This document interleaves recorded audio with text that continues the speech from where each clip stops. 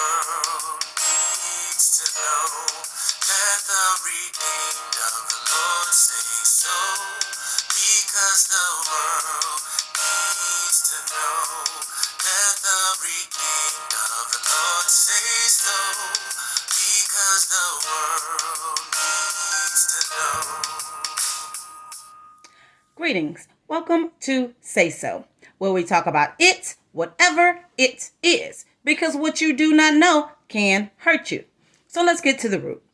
For today's episode of Say So, we are going to continue in the same vein of what is shame.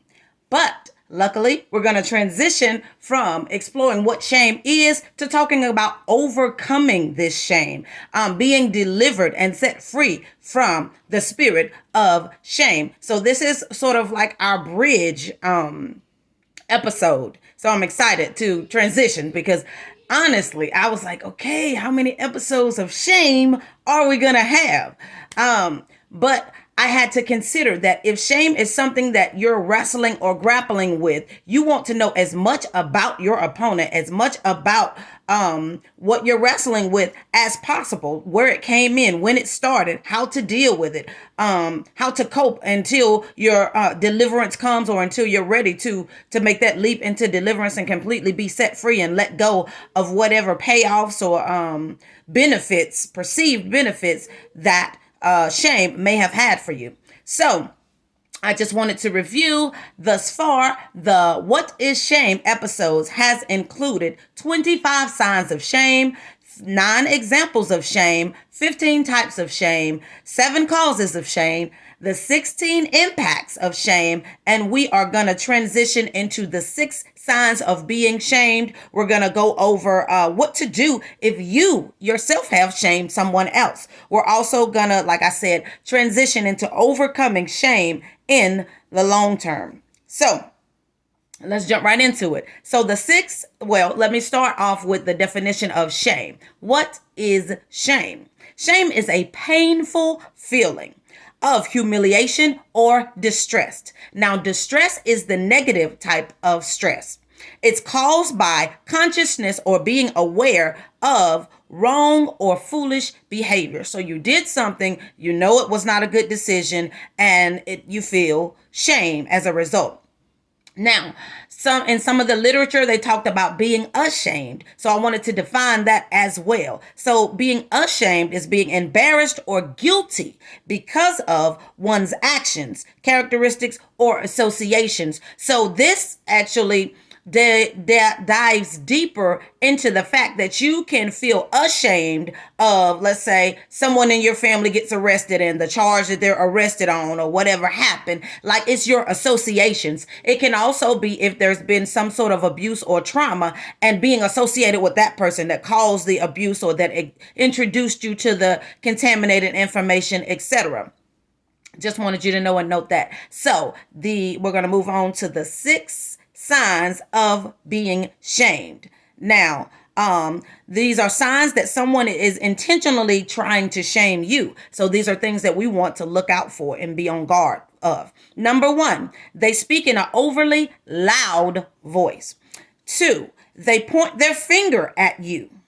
3, they glare at you and make intense eye contact or refuse to make any eye contact. Number 4, they mock or belittle you. Has this ever happened to you? Evaluate your life and your situations, your relationships and friendships. Number 5, they make fun of you in front of other people.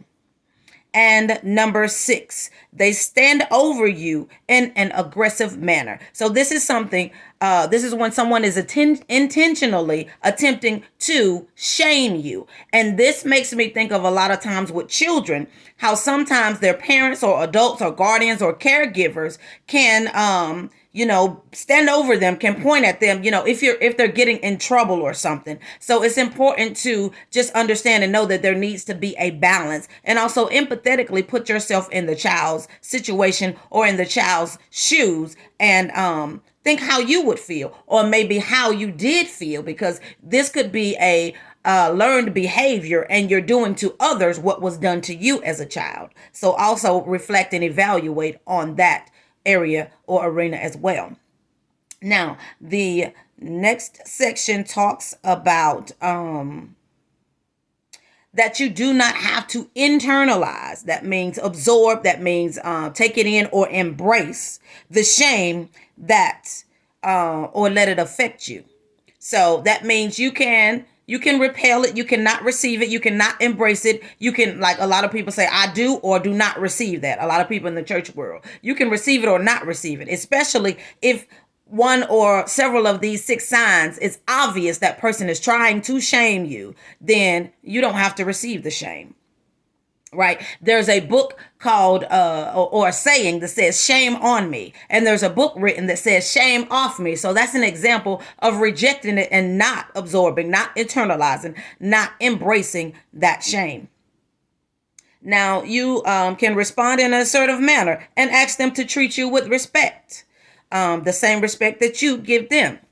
Now we're going to move to, what do you do if you have shamed someone? Like I said previously, it could be a learned behavior, and you may not have purposely tried to shame someone or consciously tried to shame someone, but looking at, these 6 things, you may have done them, all of them or some of them, to cause that person, that child, that individual, your friend, your significant other, your husband, whomever, to feel shame.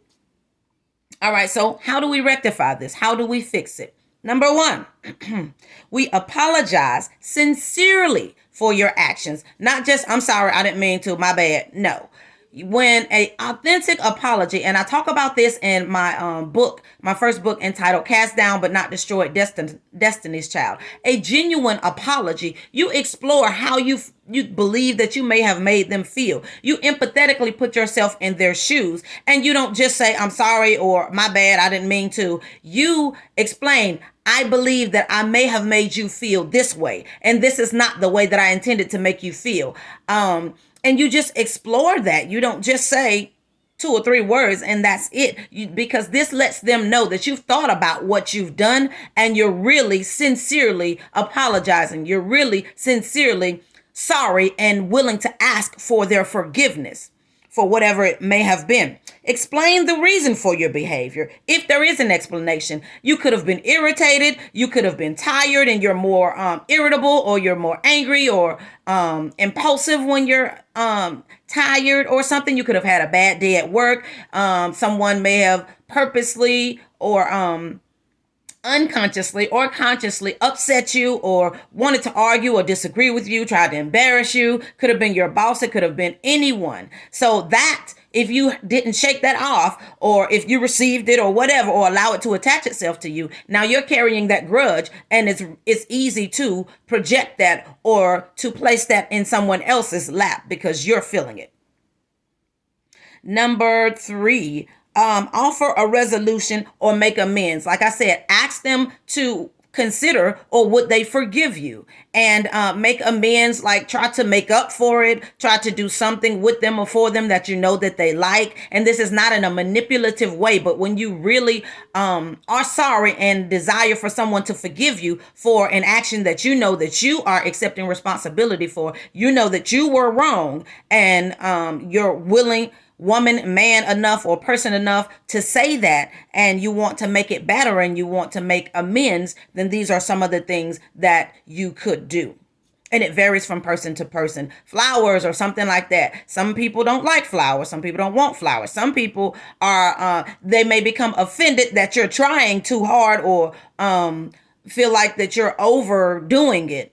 So it just depends on the individual, their personality, and prayerfully, you know what their preferences and things are in that manner. So the last thing that you would do if you've shamed someone is offer to give them something or do something that makes them happy, which we previously just said. So you're kind of making amends, you're kind of smoothing things over, and almost replacing or reinstating or reinstilling positive memories in the place of the negative memory or the negative emotion, the negative feeling, or the negative experience that you guys shared.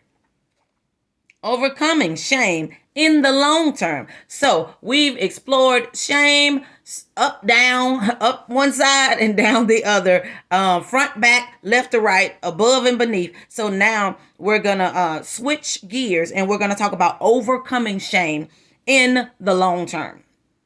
So for the long haul, it says that shame is a complex human emotion, which we already read the definition. And you can have many different causes or triggers for shame. It requires attention and acceptance in order to overcome it. So you have to pay attention to it. You can't avoid it. You can't pretend that it's not there. You have to pay attention. You have to confront it. You'll never conquer what you will not and do not confront.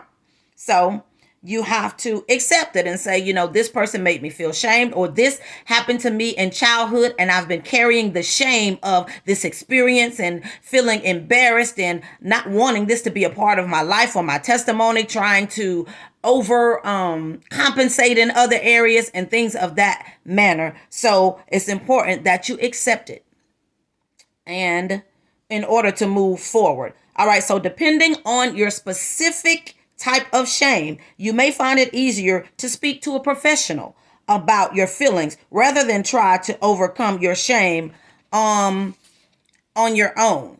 Okay, so professional would be, you could do a mentor, you could do some sort of coach, you could do a therapist, a Christian counselor or a counselor, things of that matter. They have psychiatrists, psychologists. There are so many individuals and options for you. I would admonish you to do your research, define what it is and what it does, because some of these things are directly connected to medication and things of that nature. And if it's just something that you feel like you can work out with talk therapy and you don't necessarily want to introduce chemicals into your body and things of that nature, then you need to ensure that it's a good fit for you and it's not something that comes along with it or with the treatment process. Now, an important takeaway from all of this is to know and to note that shame is not about who you are as a person. All right, whether it be good or bad. So don't judge yourself according to that. I'm a bad person because I did this, or I'm a good person because I did this. Shame is an internalized experience about yourself as a person, and some aspect of your character or about how someone has treated you. So once again, shame can be put or placed on you. And in turn, how to make you feel about yourself. So basically, once again, shame is basically you internalizing, you becoming the negativity, you becoming or feeling that you are a failure based upon your lack of performance or not doing as well as you wanted to. Feeling like you are a loser simply because you didn't win this round or whatever. So it's when it basically encapsulates you, it entrenches you, it ensnares you. So it basically takes over everything. Like, you don't feel good about yourself. You feel like you're a bad person. You're just rotten to the core. You'll never be any good. And all of these are just lies that the enemy tells you, because you can do something and it not be you. It not be a part of you, and things of that nature. Otherwise, you wouldn't feel ashamed. You wouldn't feel embarrassed. You wouldn't feel any type of way if this is what you're supposed to do and you're okay with it and things of that nature. So it's important to know that shame does not need to continue. And it determines how you view yourself. So we have to know who we are and whose we are in order to combat the feeling or the spirit of shame and not allow it to come back and not allow it to become a part of our personality and characteristic of who we feel that we are. We have to come out of agreement with it. We have to choose to identify the shame. You have to embrace it and you have to move on from it. Yes, you hurt me. Yes, this happened. Yes, it caused me to be depressed or anxious or have relationship issues and trust issues and abandonment issues or whatever or what have you. But today, I make a conscious quality decision to have it instead of it having me. Yes, I did experience it. Yes, it is a part of my testimony and was a part of my journey, but it's where I was and not where I choose to be. And it definitely has nothing to do with where I'm going. So this is the mindset that you will have to come into agreement with, and that will come in alignment with you overcoming shame. So they give an example that if you were abandoned as a child and you feel shame that your parent did not want to stay, in that case, it is better for you to identify that shame and to let go rather than to hold on, because that is destructive and can be damaging to your self-esteem, to your psyche. If you feel, and it can also set up cycles in your life where you find yourself gravitating, or subconsciously, of course, which means you're not purposely choosing these people, or you're not purposely saying, oh, he, she, they are going to abandon me, so I'm going to go with them. But you will find yourself in the cycle of finding people and attaching to people and allowing them to attach to you, people that will abandon you, people that don't accept responsibility, people that are gonna take flight every time when it comes to the fight, flight, or freeze response or reaction. In psychology, they're gonna leave every time. So that gaping hole of abandonment is just gonna grow larger and larger and larger, because the pool of individuals who have abandoned you will get bigger and bigger and bigger. And you'll just have a list of those individuals. So it can create negative cycles that are definitely unhealthy overall. Now, if you feel shame about some particular aspect of your character or something that other people have judged you for, you probably need a good dose of healthy self-love. And I did an entire series on self-love. What is it? What does it look like? What are some ways that we can love on ourselves just a little bit more? So I admonish you to go back and review that as well. So it could be something like growing up, they give people nicknames, or they may say something about you because it's just different. It stands out. It could be that, I've heard in boys, a lot of time they can say you have a big head, or you have a big nose, or things of that nature. They can say maybe your voice is deep, or maybe your voice is different, it's too high. They can say it's irritating. Just anything. It could be your shape.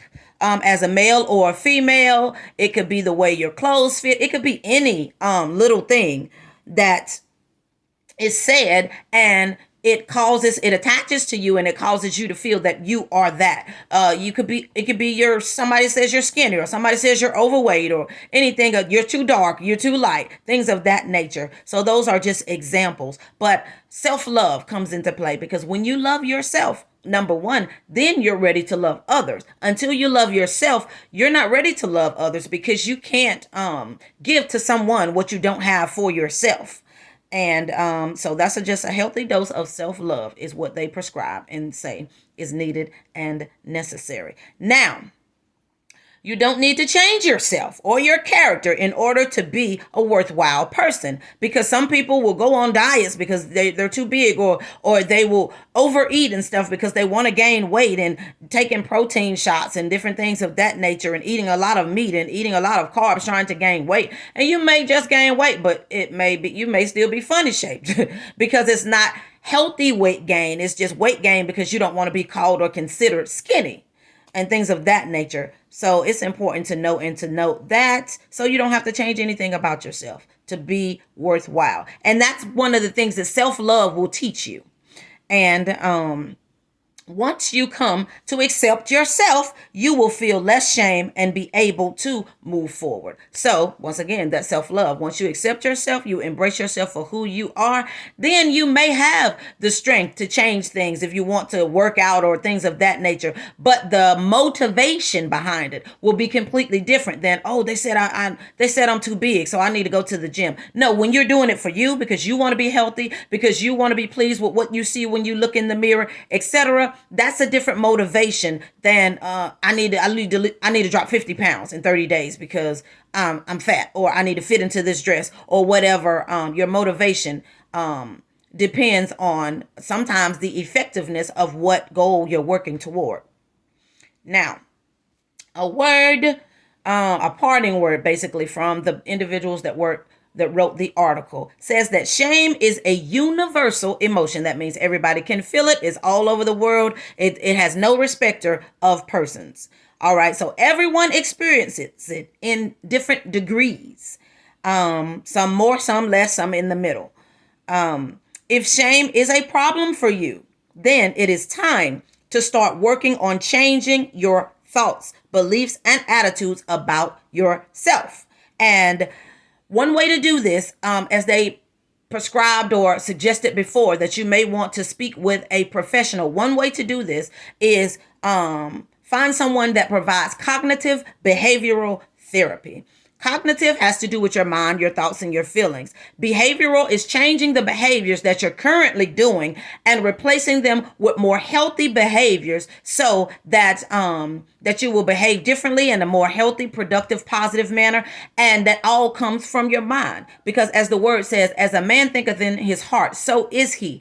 If your thoughts are filled with stinking thinking, if your self-esteem is very low, and you don't feel good about yourself, you don't have any love for yourself, then that translates into your actions. Your thoughts becomes your actions eventually. So if we can stop it once it gets up here, reprogram your mind. And once again, one way to do that is to have the mind of Christ, have the passion of Christ, have a focus, and know and understand and note that you are made for a purpose, on purpose. You are uniquely and strategically designed the way that God has created you for a time such as this. So when you know these things, it makes it easier and less likely for you to embrace shame, for you to be walking around with your head bowed down, because you understand and know that you are a royal priesthood. You are a holy nation. You are a peculiar people. Being different isn't a bad thing. If God wanted us all to look the same, to be the same, all the same personality and characteristics, he wouldn't have had all different type of hair textures, all different type of hair colors, all different sizes for our nose, for our head, different face shapes, different body shapes, and things of that nature. There would not be so much diversity if he wanted us all to be the same. There would be a cookie cutter mold, and we would all look the same, sound the same, walk the same, talk the same, etc. And he is a diverse God for that reason. And once we begin to embrace our differences, because just because we're different doesn't mean that we can't get along or be in a relationship or build a friendship. Our differences can bring us together. You know, there's a saying that says opposites attract. So sometimes you're attracted to something in another person because that's something that you don't have, or some area that they're strong in and you're weaker in. But if you two get together, then there's likely an area or areas that you're strong in that they're weak in. So you both can feed off each other and help each other to develop and come up and strengthen the weaknesses mutually. Once shame is no longer an issue, you will also find it easier to accept the parts of you that cannot be changed, because there are some things that cannot be changed. Let's say you look like a parent or a grandparent or someone in your family.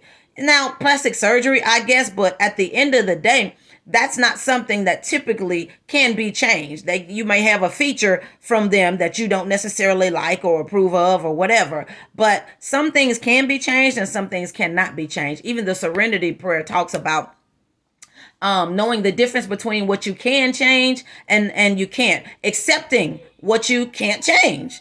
So things of that nature is important to know and to just mentally process those things. Now, you have to go through this process. You'll also learn that others can support you in a positive way. It's amazing that sometimes others can accept us when we can't accept ourselves. And the thing that we may not like about ourselves, it makes us different, and they might like it or be attracted to it. Like, I have a gap. When I go to Africa, guess what? It's considered a beauty mark. Here it may not be as much, and I didn't always have it. I don't know. I guess my teeth shifted or something. But anyway, so regardless, and in Africa, from what I've heard from the research I've done, the bigger the gap, the more beautiful. So here, in cosmetically speaking, we would want to change the gap and get braces and put retainers and things to close the gap or whatever. But when you look at other people, not everybody has a gap. So that is something that makes you unique and distinctive. So it's just important to know and to note that when we embrace ourselves, others can and will embrace us as well. So, in the interest of time, I want you to know and understand that God and only God has the final say so about where you are now, where you have been, and where you are going. You are simply in the process of becoming who and what God created, ordained, and purposed you to be. Until next time, miracles and blessings to you today and every day.